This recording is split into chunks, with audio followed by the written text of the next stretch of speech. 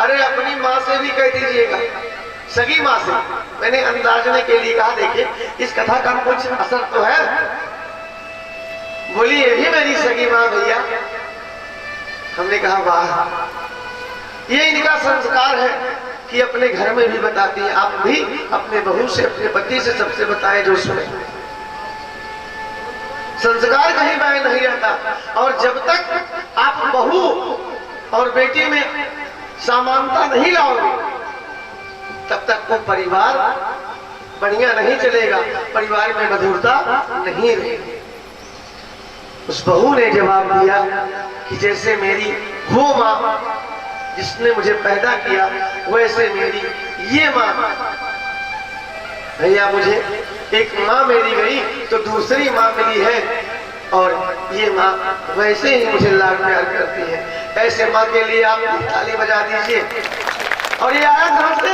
ये कोई कथा नहीं छोड़ती, और उसका फल है कि जब आप कथा में जाएंगे, सत्संग में जाएंगे, बैठ जाएंगे, धन्यवाद, कथा में जाएंगे, सत्संग में जाएंगे तो आपको ज्ञान मिलेगा। वो ज्ञान अपने परिवार में भी दीजिए। जब आप में संस्कार आएगा तो ही तो घर के परिवार सीखते हैं। ये तन प्रभु ने दिया, एक कान दिया इसीलिए कि आप सत्संग सुने, वेद पुराण सुने, भजन सुने, कीर्तन सुने, ये सारी चीजें सुने, और वही जो ज्ञान आपको मिलता दिल में बसाए, दूसरों को भी बताए। और हम लोग प्रभु की बनाई इस चीज का दुरुपयोग कर रहे हैं।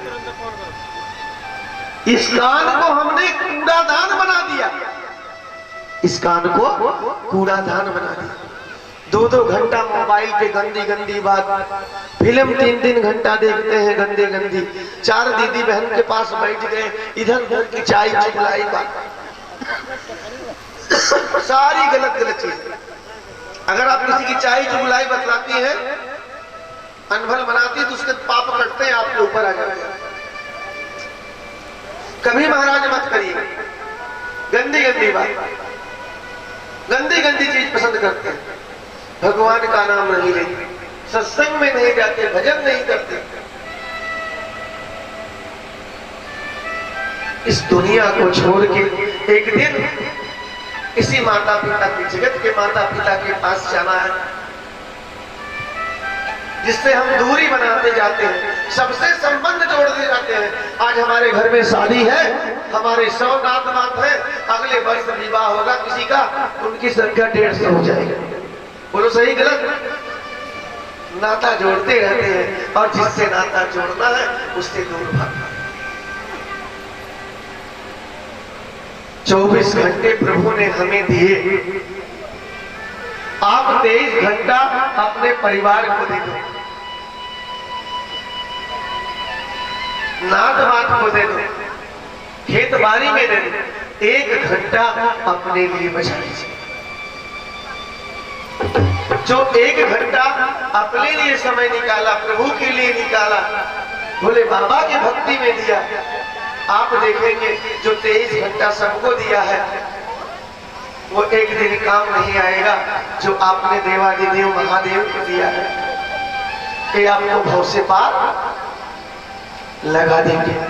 एक गीत के साथ कैसे? भोलेनाथ ने पकड़ा हाथ, नहीं तो मैं बह जाता। भोलेनाथ ने पकड़ा हाथ, नहीं तो मैं बह जाता।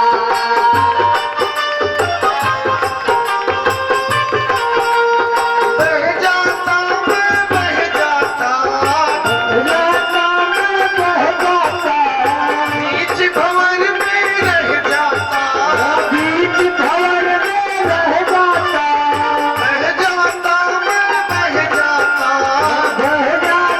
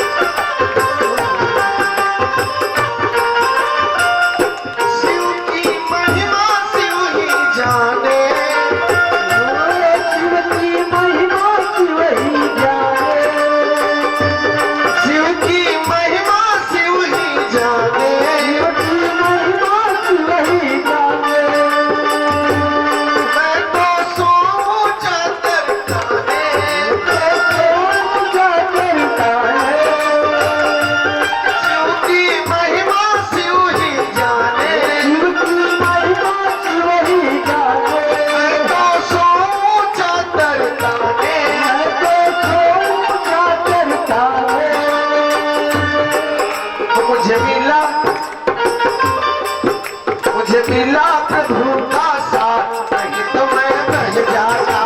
मिला प्रभु का दास नहीं तो मैं बह जाता। मिला प्रभु का दास नहीं तो मैं बह जाता।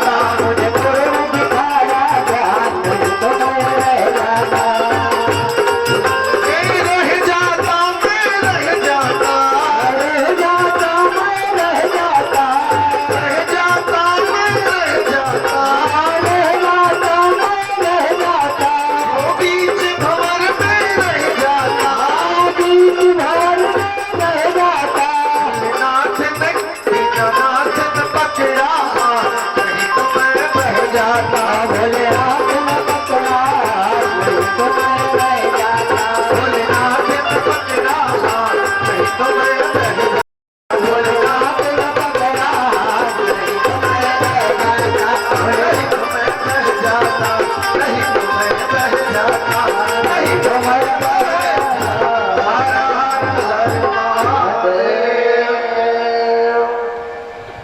अगर एक घंटा समय आपने दिया है देवादिदेव महादेव शिव गुरु महादेव को, तो दुनिया आपका साथ छोड़ दे, लेकिन ये भवसागर पार कर दे। और इनके पास रहोगे तो आपका कल्याण है, क्योंकि इनके पास तो त्रिशूल है। ये त्रिशूल क्या है? तीनों शूल से बचाने वाला। 3 प्रकार के शूल होते हैं, दैहिक, दैविक और भौतिक। महादेव के शरण में हो तो ये तीनों शूल आपको कुछ नहीं करेंगे, कुछ नहीं करेंगे तीनों शूल आप।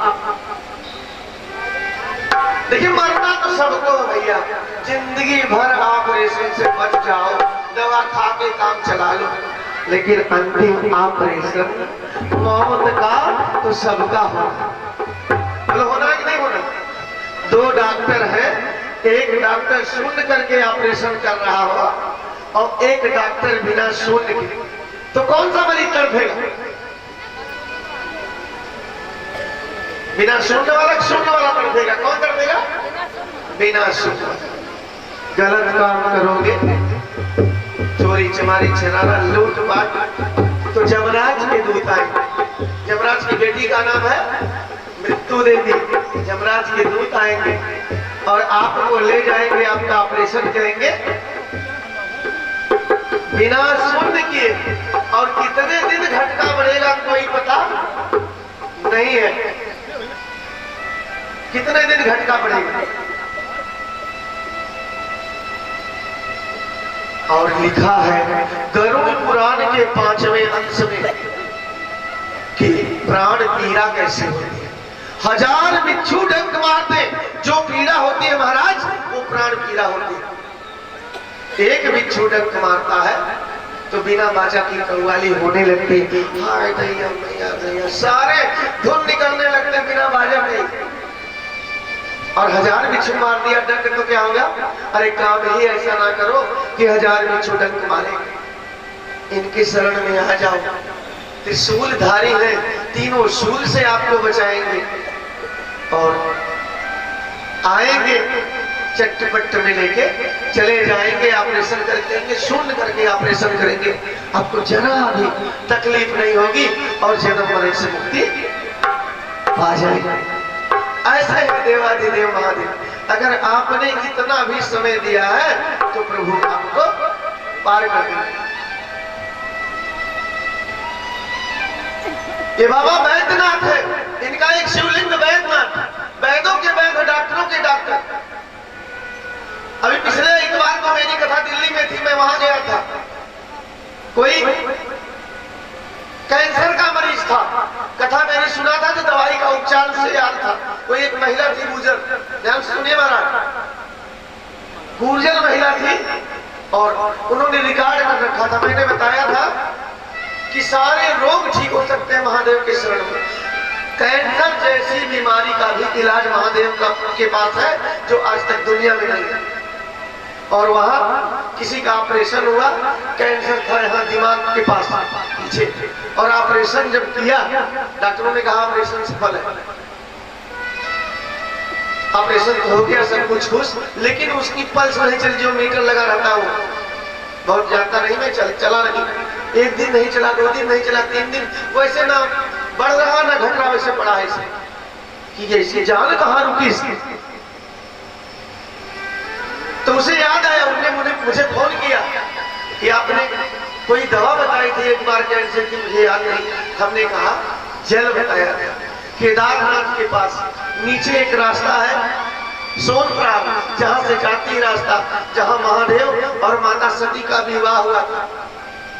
महादेव ने 7 फेरे लिए, माता सती ने जहां 7 पैर रखे 7 मुंड बन गए हैं। वहां केदारनाथ इस समय खुला है, हरदम दर्शन भी नहीं होते। और जल मंगाओ, 21 दिन पिला दो, कैंसर के कीटाणु मर जाएंगे। जो बिजली की सिकाई से नहीं मरते, आग में जल के नहीं मरते। अभी महाराज ज्यादा दिन की घटना नहीं है, और मैं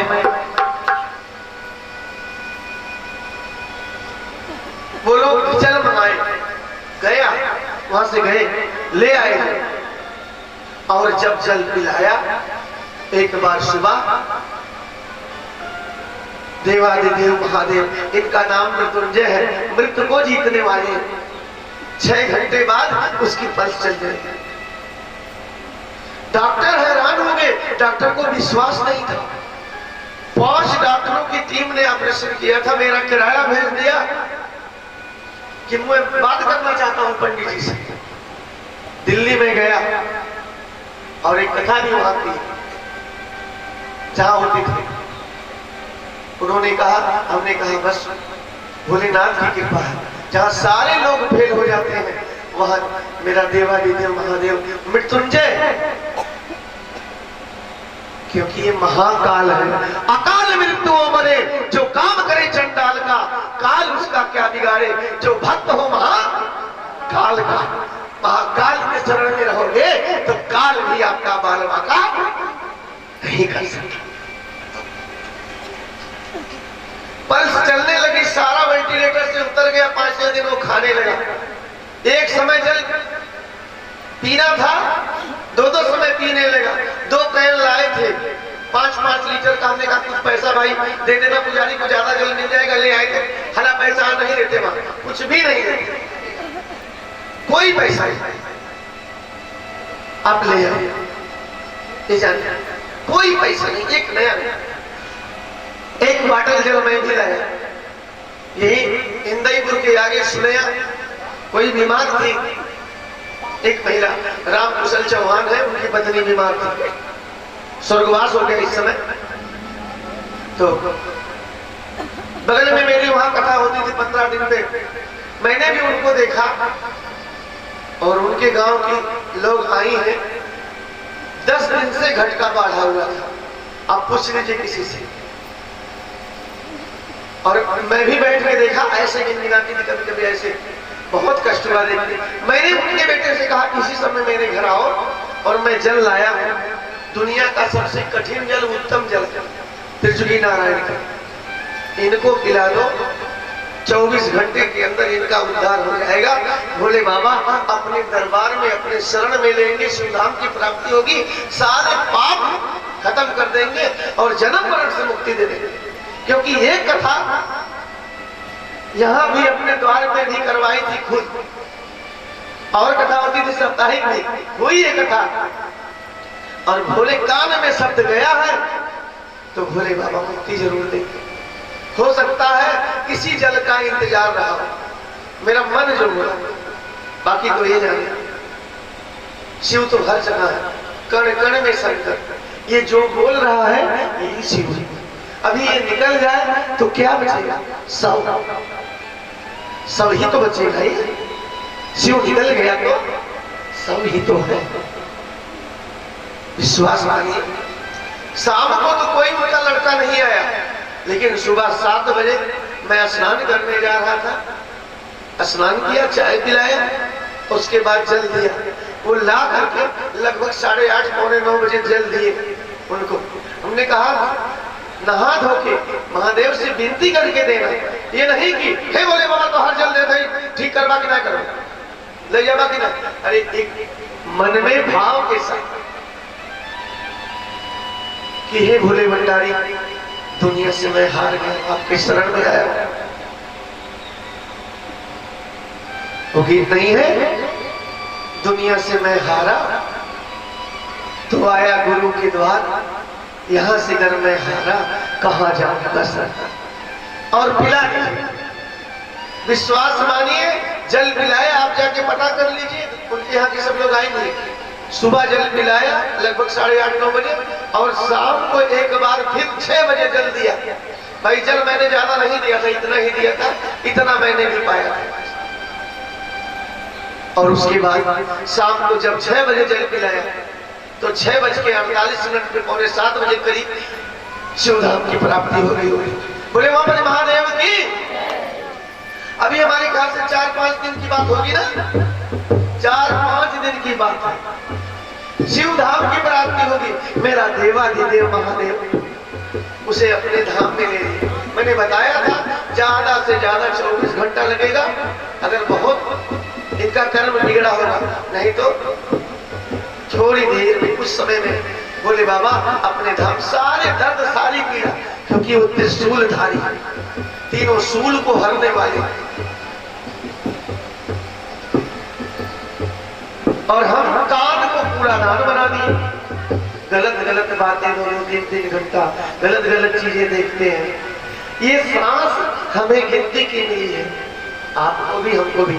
एक आदमी एक दिन में 24 घंटे में 21,600 सांस लेता है। कितनी सांस? 21,600। अब ये सांस आप कहाँ खत्म करोगे, आपके ऊपर है। इधर उधर चाई चुगलाई में, बुराई में पाप कमाओगे। ये मोबाइल में हेलो, हाँ ठीक है, आई भाई ठीक है, इधर उधर कहाँ खर्च करोगे कि दोपहर में सोने में नाक बजा के। मैं तो इतना जानता हूं बहना कि अगर आप भगवान के शरण में, इनके चरण में, इनके सत्संग में अपनी सांस खत्म करोगे तो आपकी सांस की, आपकी कीमत बढ़ जाएगी। क्योंकि जो भगवान में चढ़ जाता है उसकी कीमत बढ़ जाती है। ये केला है, सेब है, फल है, सारी चीजें प्रभु को समर्पित हुई है। अभी हम दुकान में जाएंगे, चाहे नाक के पास अमली कर रहे हो, चाहे इधर, और इसको केला लेंगे, भूख लगी तुरंत छीलेंगे, तुरंत खा जाएंगे। लेकिन मजाल है यही भगवान पे चढ़ गया तो क्या होगा? प्रसाद बटेगा, हाथ धो करके लेंगे, पहले माथे चढ़ाएंगे, फिर इसे खाएंगे। जो प्रभु में समर्पित हो जाता है उसकी कीमत बढ़ जाती है। आप सत्संग में आ गए, इस समय भगवान में समर्पित है, आपके कान में आवाज जा रही है दिल के गहराई तक। अभी देखा, मैंने कहा सरस्वती की श्रृंगार कर रही थी, श्राप दे दिया। लक्ष्मी की श्रृंगार कर रही थी, और हमारी गुरु बहना लोग भी श्रृंगार में बड़ा मस्त रहती है। ब्यूटी पार्लर में चली जाएंगी,